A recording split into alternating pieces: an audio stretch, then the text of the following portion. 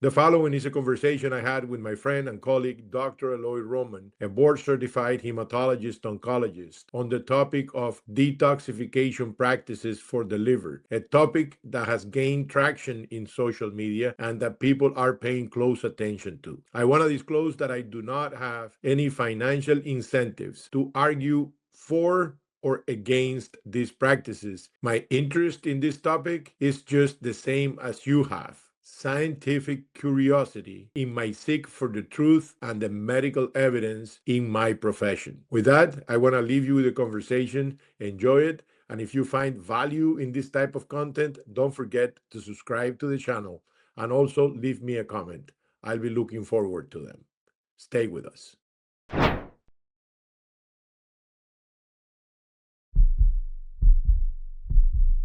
So busy day today, a lot of patients? Not a huge amount, but enough to keep me busy and entertained. Absolutely, my friend. And that's the reason the first person I thought of was you, my friend, because I think that you are somebody that is extremely well read and somebody who sees patients. And that's exactly who I wanted to speak to. So today, I had a patient that told me, Doc, should I be taking a liver detoxifying agent? So, what would you have said to this person? I mean, just the mere concept of it, it really throws me off. Liver detoxification product. The liver is the detoxifier by trade of the whole body. The job of the liver, 24 hours a day, 7 days a week, is to detoxify the blood and get you rid of your endogenous and the things that comes exogenously. And it does it very, very efficaciously by a complex but very effective enzymatic system. Yeah, I totally agree. Actually, I've been doing a lot of reading, before I got on this program with you. And, I was somewhat surprised by how much we know and how much we do not know. So, the first thing I want to let our viewers know is number one, throughout this program, we are not giving any types of recommendations. Okay. So, we are not giving medical advice. That's the first thing. And number two, I know that you don't, as well as we do not have a hidden agenda.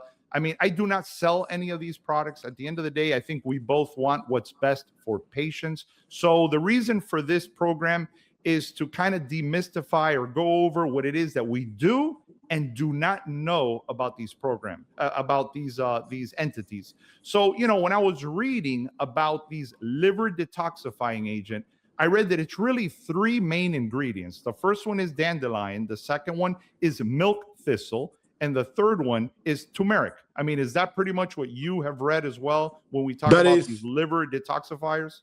yeah, when you examine the top 20 products sold in Amazon, the common ingredients that they have are those three. Exactly. Right. So, I was actually reading, and this whole thing of a detoxifying agent, I totally agree with you. I mean, I think I want to be cautious. I don't want to offend anybody, but I want to be honest. At the end of the day, I want to be honest here. And I think that it's kind of bogus. I mean, these medications are, in my opinion, at least from what I've read, do not actually remove toxins from the liver.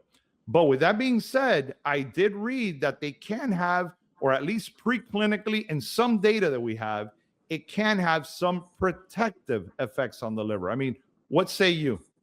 Eloy, this is where I'm going to be blunt. I'm not going to sugarcoat it because I don't think that does the audience a favor. Let me say this first. Most of the people that really practice integrative medicine and that have an educational background on integrative medicine will approach these kind of questions with extreme caution. And these are the people that really examine the data. And there is a lot of good ones out there. What really actually gets me really a little bit, exacerbated is when you overblow those claims that these detoxifiers will cleanse your liver, that these detoxifiers will enhance your liver function, and that there is absolutely no physiological, number one, it actually defies physiology to think that somehow your perfect enzymatic system that the liver has will somehow be magically enhanced by a tea or something. So Is there some evidence that it could work? Maybe, but they do not. And nobody needs any tea, any product to make their liver more effective. If you want to make your liver more effective or protected, I am sure during the program we're going to get into that. But without offending anybody, those claims are absolutely unfounded. I agree. I totally agree with you. I do think, though, that to be fair, when we talk about what we recommend in medicine as a physician, I mean, everything that I do cancer related, all the chemotherapy, the immunotherapy, the radiation that we provide, everything has been demonstrated in a randomized controlled trial to work. I mean, in medicine, it's impossible. As a cancer doctor, I cannot recommend a specific cancer treatment that has not been proven in a randomized clinical trial. But to give you an example, I mean, first of all, let's concentrate on each one. I think we both agree that turmeric, milk thistle, and the dandelion are the main ones that are found in these 20 products that are mainly sold in Amazon, correct? Correct. And before I go there, did you read? I know that I was kind of amazed, but did you see how much money these top 20 products are making? $39 million industry, my friend. There are 39 million reasons to overblow these claims, and I think that's the main reason we're seeing this. Right. So let me take the time now to say this. If you're saying that the pharmaceutical industry is all money driven, then we can also say that this industry can also be money driven. I mean, is that fair? 100%. The pharmaceutical Right. industry is money driven. The wellness industry is money driven. And a lot of these alternative pathways are wholly money driven, although they usually use the prop that the pharmaceutical companies are money driven in order for them to gain access to mainstream. But they are also money driven. Very well so. Correct. That's trying to be fair here. Again, no hidden agenda. The truth is the truth. They're all money driven. So at the end of the day, that's the bottom line. And we're going to go into this in a lot more detail. At least I'd like to with you. I'm just curious to know what you think. So turmeric or curcumin, which is the active substance or the active compound in turmeric. You read that in general, and I looked this up in several sources, it does not detoxify the liver. Again, that's just words that they use to, again, cause people or motivate them to buy these products. But there is some preclinical data and some data that it suggests that it does demonstrate hepatoprotective effects. And again, a lot of this, I'm going to read it verbatim because I want to make sure that our audience gets the right information. They say it reduces oxidative stress, reduces inflammation, reduces liver injury through a ton of pathways. Now, I did read, for example, and again, we're clinically data driven. So I did find some clinical studies that suggest that this supplement has been shown to have modest benefits in a reduction in liver enzymes like ALT, AST. But when you look at this, it was a modest reduction at most. For example, your ALT and your AST in some trials have been shown to go down by about 5 units per liter. I mean, that's kind of like a ballpark. I mean, you think there's any merit to that? Zero. To me, that is completely insignificant.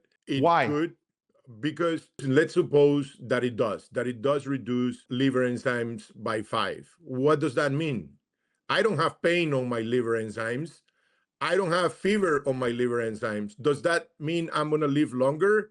Does that mean that my liver is going to process food longer? No, we don't know. At best, we don't know. What we do know is what sometimes happens when these claims are made and people start doing this, because we do know that 20% of drug-induced liver injury, okay, nowadays, 20% of injury caused by drugs is caused by herbal products. That we know for a fact. Wow, we really? don't know 20%? how much is helping us to reduce a little bit our liver enzymes. Enrique, I'm sorry to cut you. That's confirmed 20%? A fact of drug-induced liver injury of that subset, not of liver injury as a whole. Liver injury caused by drugs, 20% of it is caused by herbal products. and that's in Wow. the that's in the drug induced liver injury network database. Very, very, very well documented. Wow, that's crazy. So I mean, chances are these are people just taking these medications that they have no idea they could. I mean, that's, you know what, I didn't think about that. I did not know that number was that high. That's wow. So I guess what you were alluding to before is that just because you have that, and I agree with you. Listen, an AST or an ALT drop of 5 units per liter. I mean, in clinical practice, I probably wouldn't even pay attention to that. So I guess that what you're saying is that just because you have that small reduction in liver enzymes, that doesn't necessarily translate into an actual liver benefit, in other words. Exactly, Eloy. For example, when you lower blood cholesterol, we know that there is a linear relationship. We have studies that have followed people over time, and people at a higher LDL level will have worse outcomes in, major cardiovascular events with a much more incidence than people with a lower LDL levels. In the case of a difference of a 5 units of an ALT, I don't think so. My only question is, prove it to me. Show me the data that shows this amazing benefit that if I take this, my liver is going to work better. I haven't seen that data. Yeah, I looked it up and I agree with you. I couldn't find anything specifically.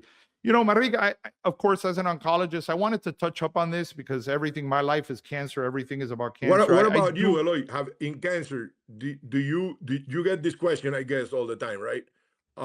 Do you see a not all the benefit? time, but I get it. I get it. Did you find any evidence that it helps in cancer? I found some evidence, and I'm going to read it because I don't want to. I want the audience to understand and basically verbatim what the data demonstrates. So I don't want to mislead anybody. But I did find when we're talking about turmeric per se, a systematic review of randomized controlled trials. Again, randomized trials. That's what we really want to see in medicine.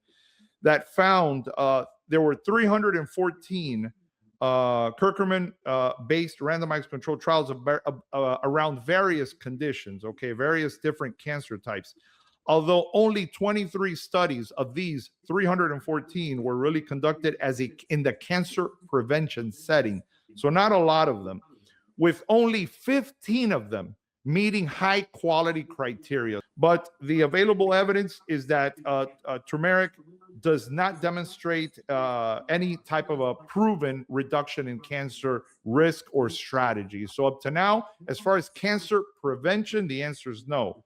But I did want to mention this, and that is that with chemotherapy, when you combined it with chemotherapy, I did find that it can reduce, in some studies, it demonstrated that it can reduce side effects, primarily oral mucositis, weight loss, and in general treatment-related toxicity. For example, in 2025, there was a randomized trial in metastatic breast cancer patients, and it found that curcumin at 1 gram per day combined with chemotherapy significantly improved an objective response rate, also progression-free survival, and improved quality of life compared to chemotherapy alone. Also, another trial combining it with a specific chemotherapy that's called Folfox, that we use it for colon cancer, for example, it demonstrated a small but significant trend towards an improved survival. So again, in my opinion, not a lot of data, but we do have a little bit of data demonstrating that maybe giving it with chemotherapy, there might be a benefit. Now, take that with a grain of salt. Okay, well, I'm very, very happy to hear that because I know that integrative medicine should be part of medicine. I am open to be surprised by science and by studies.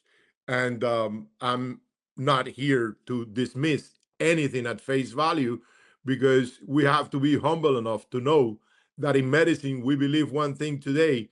And since science is a process and medical science is a natural science, and it depends on our comprehension of it. As you mentioned, it's nothing impressive, and I can't believe that anybody responsibly could say this could substitute chemotherapy. Have you found any instances in which it is harmful while given with chemotherapy? Well, actually, I did, and I was surprised to find, and I'm glad I found this because, to be honest with you, I did not know this. All these alternative options, these are not things that as physicians we constantly stay on top of, which maybe we should. Although time to time, especially when patients ask me, I do take the time to look it up. But it was interesting to find that when it comes to turmeric, you have to really be careful when you use it with a tyrosine kinase inhibitor. You know, there's a type of leukemia called CML where we use medications like imatinib, dasatinib, nilotinib. I mean, it's a ton of medications that are called tyrosine kinase inhibitors. And you have to be extremely cautious if you're using turmeric with this medication. So to the point that they actually recommend you do not take it because it can increase toxicity. When you are gonna take or you're taking some of this, always consult with your attending physician, your oncologist, instead of on your own making these decisions based on social media hype. A lot of times I've noticed that patients prefer, to use these medications, these herbal supplements, or rather than things that have been proven. And, I always tell people, listen, you hear comments, chemotherapy kills people. Chemotherapy does not cure cancer because chemotherapy will destroy your immune system. And I look at these people and I'm like, what are they saying? I mean, I agree. Chemotherapy is no joke. Chemotherapy is toxic. And there are some cancers where chemotherapy does not work very well on. I mean, we know this. But you're going to tell me a patient with a diffuse large B-cell lymphoma, for example. I mean, are you kidding me? We cure people with lymphoma all the time. And I've seen people with lymphoma that will tell me, I don't want your chemotherapy because I'm going to try milk thistle. And I look at them, are you nuts? I mean, we cure people all the time. And again, I think that this is because of social media where people are talking, they're hyping these medications up and people are getting hurt. So I don't know. What do you think? I have given this a lot of thought. And I think also that people prefer simplistic explanations for complex problems. If I start here explaining the hepatic phases of clearance of medications and toxins from the blood, and I start saying phase 1 reactions, then the phase 2 reactions with the glucuronidation reactions, and then phase 3 reactions, people will disconnect. Nobody will listen to that, even though that's what's happening 24 hours a day, 7 days a week. But if somebody comes with a magic explanation and says your liver is the filter of your body, and this medication, what it does is, and comes up with some magical mechanistic explanation that is understandable for somebody, that's what they get. And a lot of people operate not according to evidence, but according to a belief system. And when you operate on a belief system, there's nothing that can convince you, my friend. You believe it that way, and that way it is, even if the evidence is hitting you in the face. So not only that, especially if you already have a preconceived notion that this doctor or the medical system is working against you. I mean, you know what? If you face that situation as a physician, you're always going to lose because they're already biased when they come in to see you. And it's quite sad. And actually, I've seen it in my case, and I'm sure you've seen it in yours. I've seen patients get hurt because they come in not trusting their physician, and this delays care. Maybe they'll try one of these supplements first instead of things that have been proven. And then by the time that they tell themselves, you know what, maybe I do need to listen to this doctor. You know what? Unfortunately, in my case, for example, the cancer is everywhere. And then things do not end up the way that I planned. And it's rather unfortunate. As far as milk thistle is concerned, or silymarin, I may be mispronouncing some of these words. It's the Miami Cuban. Don't make me pronounce them. As far as it's not me who's leading this, you're not going to have any problems. Go ahead. All right, brother. So, I'm not going to pronounce that word again, or milk thistle, or its active substance, or whatever. Again, much the same as turmeric. It has demonstrated preclinically hepatoprotective properties, antioxidants, anti-inflammatory, anti-fibrotic. It looks very nice on paper. It looks very nice in the laboratory setting.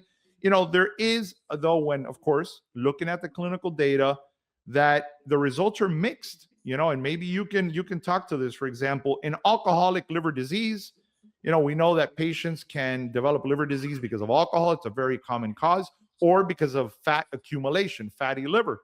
When it comes to alcoholic liver disease, there are some trials showing an improvement in histology and liver enzymes.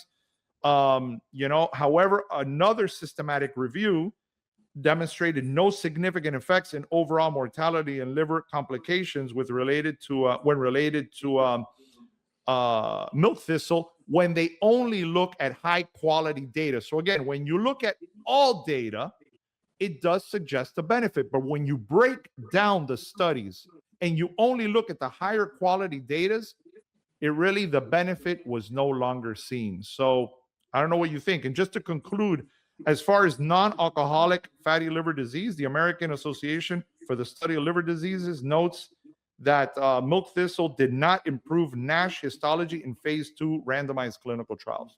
There you go. Yeah, and that you're going to see across the board. I've reviewed this. You will not find convincing evidence if that's what you're looking for.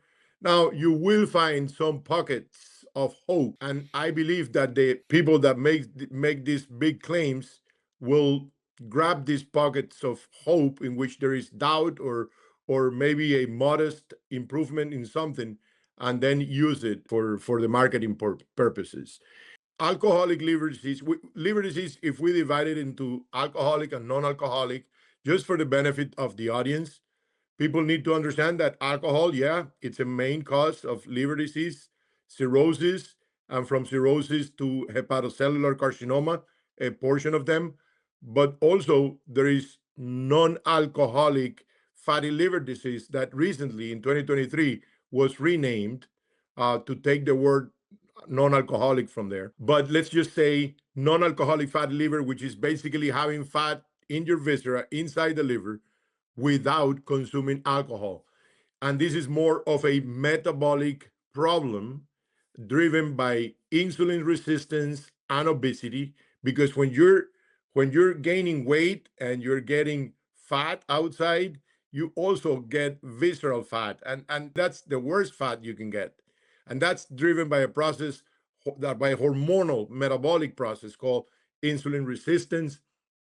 And if in that group of non-alcoholic liver disease patients, you can do even worse and have non-alcoholic liver inflammation, which is the non-alcoholic steatohepatitis or NASH. And of those who get NASH, 20% will develop cirrhosis and then hepatocellular carcinoma. So you go down that road even if you haven't drank. And the emphasis of us, like clinicians, is that once you are in one of the groups, even if it is in the non-alcoholic type of liver disease, you should stop drinking, because alcohol is a toxin for both. The one that got it because of alcohol and the one that got it because of anything else. So that should be the emphasis. And then there are proven interventions for both that if you want later on, we can talk more about it. Yeah, absolutely. I mean, I'm curious to know. Marika, I have to tell you, in my office, I mean, every time I send an ultrasound, I'd have to say at least half the times. I mean, here, at least in South Florida, half the times they describe fat in the liver. I mean, fatty liver. I mean, what's going on? 38% of the population, my friend, have fatty liver. 38%. It's So out of it's a huge control. chunk of the population. A lot of people have it and don't know it. And it is a problem. And it's directly related to the obesity epidemic that we have in this country, and also insulin resistance. And it is a metabolic problem. It's a huge problem. And it increases the people that will go to get cirrhosis. Again, if you have non-alcoholic fatty liver disease, your chances of getting cirrhosis are less than 5%, 4 to 5%. If you have non-alcoholic steatohepatitis, meaning fat in the liver is causing true cell inflammation, fibrosis of the hepatocyte, 20% develop the cirrhosis. And cirrhosis, guys, it's when the liver gets stiff, fibrotic, lot of scars in it. Then is when the liver cannot perform its detoxification functions and all the other functions, the synthetic functions of the liver, which you can attest to more than any one of us with the clotting factors and etc. So fibrosis It's like the last stage of this process, which is a continuum. Yeah, and it's crazy. I mean, when you see a patient with liver cirrhosis, you truly realize the impact that the liver has on the body. I mean, I see sometimes when they come to me, it's because the liver is very fibrotic. There's a lot of scar tissue, and you see patients are prone to bleeding, their white blood cell count, their immune system goes down, they're usually anemic, their platelet count goes down, their clotting factors go down. I mean, the liver has a lot of functions, my friend. I mean, I also, as far as milk thistle is concerned, I also found a comprehensive review of 64 studies that did find that in general, milk thistle is pretty well tolerated, pretty safe, minimal drug interactions. But at the end of the day, you have to keep in mind. I mean, I was astonished to find out that 20% of liver disease may be caused, when it's medication induced, is happens because of herbal supplements. I mean, that's unacceptable, my friend. This is an industry, Eloy, that is not regulated. The 1994 law that should regulate the supplements do not compel these companies to prove safety or to prove their claims. They only need, in order to sell their products, have some historical evidence. That's it. Only with saying that this is a supplement and it's not, and put it on the label, they are covered. So we are on our own in this field, and that's something that's not going to stop. Going back, the last one on here, dandelion, this one entity you do have to be cautious with when it comes to chemotherapy, because, and I want the audience to think about this, and this is extremely important. When it comes to dandelion, it's been demonstrated that our cancer cells have a pump in them. Okay, all our cells do, but cancer cells have a pump system where they're able to remove chemotherapy from the inside of the cell. Remember, at the end of the day, your cancer wants to survive. And if you're hitting it with chemotherapy, with radiation, with immunotherapy, it does not want to die. Cancer wants to grow. So when we give chemotherapy, those cells internalize that chemo. And when it realizes it's poison, it wants to get rid of that poison. And for that, they have a P glycoprotein, which is a system that it does that. Well, just know that it's been demonstrated that dandelion can enhance that glycoprotein activity, so it can cause a net efflux of drug from the inside of the cancer cell, rendering the cancer cell more resistant because the chemotherapy is not going to work. What do you think about that? I mean, it's quite impressive. Thank you for sharing that. No, I didn't know about that, and it's very interesting, and the details of the explanation of the mechanism is also very interesting. I want to get into the nitty-gritty. I want this to get a little spicy, my friend. All right. So I'm going to bring up some things that maybe you agree with me, maybe you do not. I'm just curious to know. And I want the audience to know that I did not prepare this with you. We just spoke that we were going to talk about these liver detox, and here we are. So let me ask you this. First of all, this is my take when it comes to these three entities, the turmeric, milk thistle, and the dandelion. We really do not have good randomized evidence demonstrating that it works. That's number one. But there is some evidence suggesting, at least preclinically, that it can have some protective effects in the liver. And you know what else we have? There's a lot of anecdotal evidence. I mean, Marique, if you get on social media, there's a lot of people that are claiming that it's helping them, that they use it because it helps. They're convinced that it helps. So randomized data is the way to go, but it gets to a point when you have so much anecdotal evidence that I think that at a minimum, we have to pay attention, and it merits some type of further studies. But by that same token, I don't think that I have enough to tell a person conclusively that it is not going to work. So what do you think? Well, it's not going to be the first time that I disagree with you in something, and that doesn't. I think you have to be a little bit more blunt, because otherwise, if you leave the space open like that, I don't think that reflects reality. And the way I look at it is the following. If we are going to follow medical evidence, you have to present the evidence. That said, you are free to try anything else, but don't tell me that you have an effect that you do not, and it's unproven. That's what I take issue with. I am open to the randomized control trial. You mentioned that the same industry that makes these products is not incentivized to produce trials because they have a high chance of losing, and then they're going to be losing millions of dollars.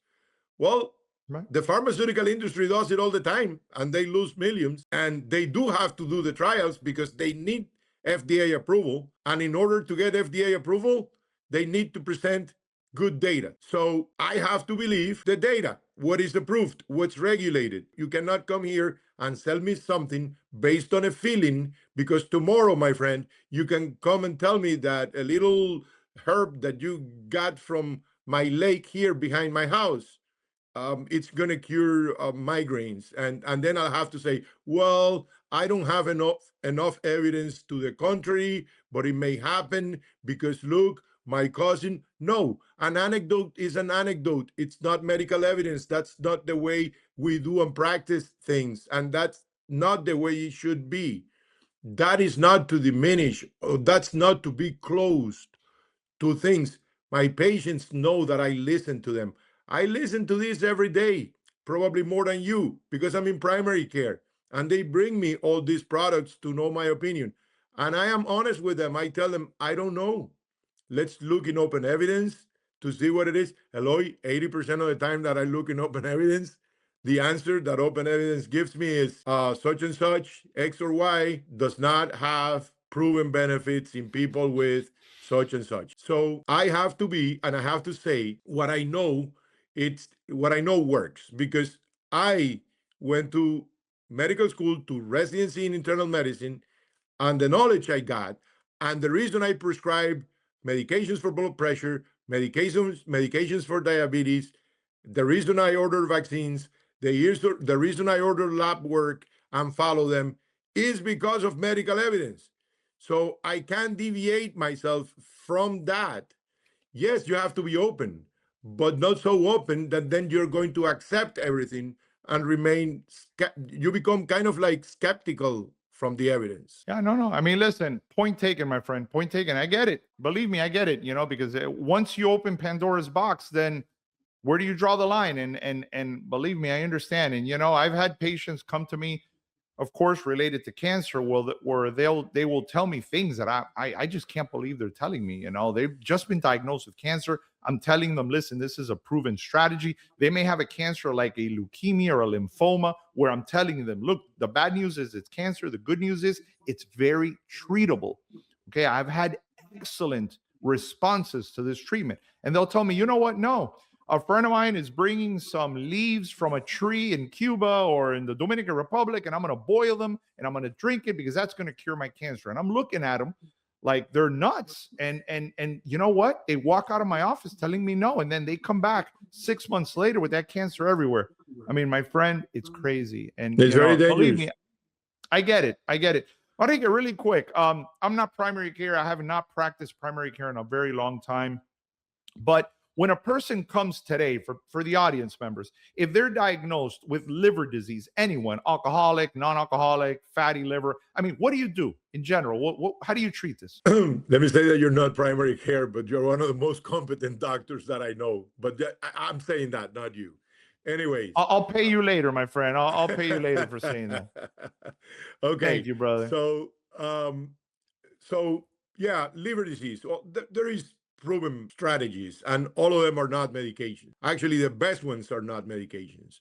If you really want to protect your liver, then things like diet matters. The Mediterranean diet, which anybody can Google that and will know what the Mediterranean diet is.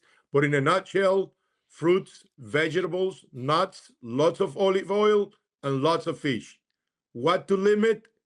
Red meat. You can eat red meat, but in small quantities, and also significant decrease in sugar and complex and simple carbohydrate. That's in a nutshell what a Mediterranean diet is. Studies have been made. People that adhere to the Mediterranean diet, even independently if they lose weight or not, improve fatty liver. Number two, physical activity.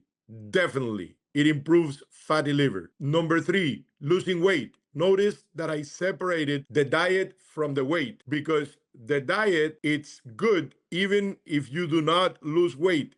You are improving your liver function. Then losing weight, it's another it's actually the best intervention for non-alcoholic fatty liver. Losing around 10% of your weight when you have fatty liver gets rid of a lot of the fat in the liver and reverses the process. So that is always my main recommendation when I see somebody with either non-alcoholic steatohepatitis or alcoholic or non-alcoholic fatty liver disease. So for And all of them. then, yeah, and then, of course, abstention of toxins, okay, for both. Alcohol is bad for both people. We used to say that moderate amount of alcohol could not be so dangerous. Now we know Yeah. that probably no amount is safe, but we know that the dose matters, and very low quantities are probably acceptable and not likely to cause damage, but we cannot say that it is safe. And if you already have fatty liver, then no quantity for sure It's is linear, safe. isn't it? It's linear. Yes, sir. Yes, sir. Okay. And when you go to the drugs, we have the case now, the most recent ones is the accelerated approval of the GLP-1 drug. Like if they needed another indication, right? It looks like every time GLP-1s go to a trial, they know they are going to win. It's like Mike Tyson, for God's sake, when he was in his prime. There is a fight. Mike's gonna fight. You know he's gonna win. Well, same thing looks like it's happening with these GLP-1s. They are good for diabetes. They are good for obesity. They got the approval for obstructive sleep apnea. They got the approval for now for steatohepatitis, for metabolic associated steatohepatitis, for MASH. So that's a Hmm. drug that apparently does have a lot of benefit in people in reducing the fatty liver.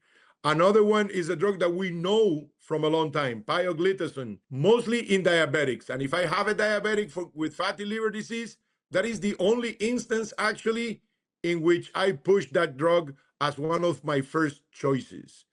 And the other one Hmm. is vitamin E. There is some evidence favoring the use of vitamin E. As you can see, Eloy, it's not all medications. As a matter of fact, most of it is not medications to keep your liver healthy. And I should say at the end, for those who want to go one step further, for those who already have cirrhosis, for those who has advanced fibrosis and haven't gotten still to the cirrhotic stage, the hepatitis B vaccine. Hepatitis B and Yeah. hepatitis A are viruses. A doesn't cause cirrhosis or cancer. Hepatitis B and C cause cirrhosis and cancer.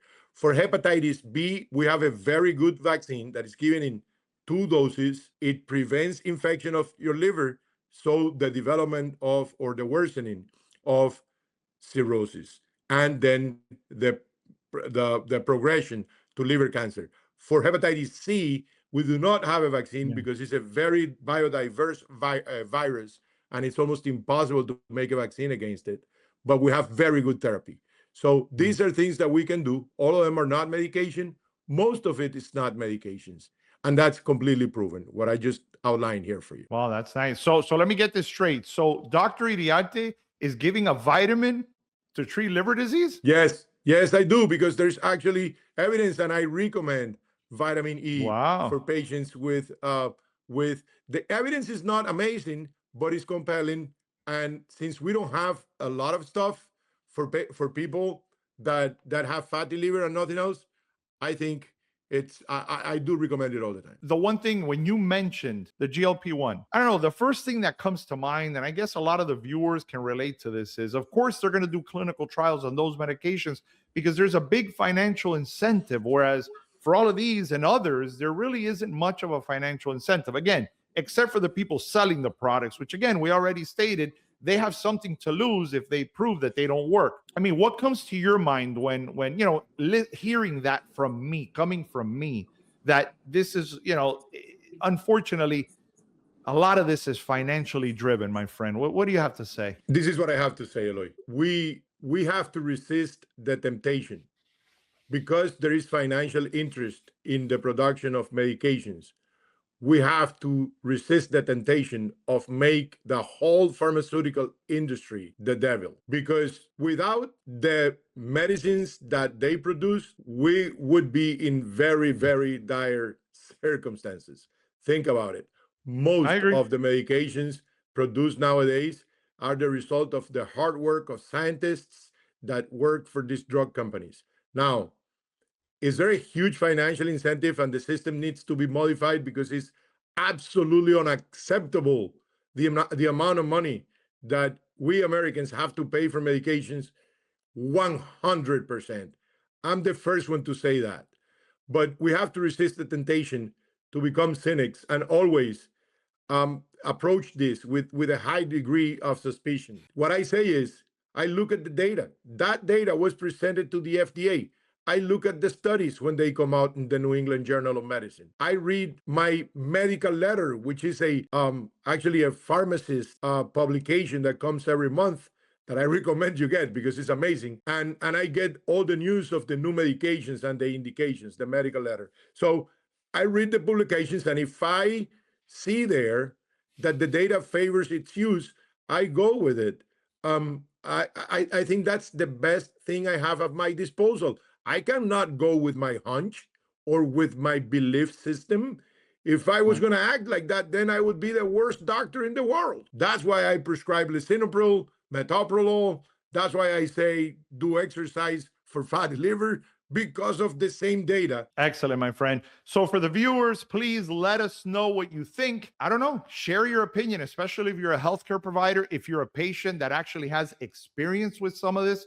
Let us know, and if you totally and completely disagree, please respectfully let us know. So, thank you, Manrique. For those of you, his channel is called Medical Wards with Dr. Iriarte. He has educational videos that we are constantly coming out with. So check out his channel. I'm Dr. Roman, Talking Cancer with Dr. Roman. So also check out some of my other educational videos. And all right, my friend, all the best. Have a good night. Good night, brother.